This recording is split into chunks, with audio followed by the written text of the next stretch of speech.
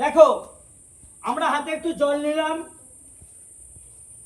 সাবানটা আমরা ঘষে নিলাম কিছুক্ষণ দিয়ে, তারপর হাতটা এইভাবে আমরা ঘষবো। সবাই দেখো না, এইটা দিচ্ছি, দেখো ঠিক আছে ঠিক আছে, এইভাবে এইভাবে আমরা ঘষবো। হ্যাঁ, ঘষতে ঘষতে ফেনাটা হলো, এরপর এটা আমার চেটোটা আমার ময়লা বেরিয়ে গেল।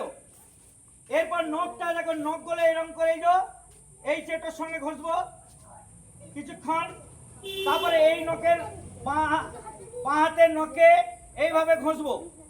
সবাই ঘষো হলো। এরপর আমরা এই আঙুলের গলি দেখো এরকম করে গলি গলে যে ময়লাগুলো বেরিয়ে আসবে, এটা 3 নম্বর হলো। তারপর এইরকম করে ঘষে নাও এ ঘুরি ঘুরি, এটা 4 নম্বর।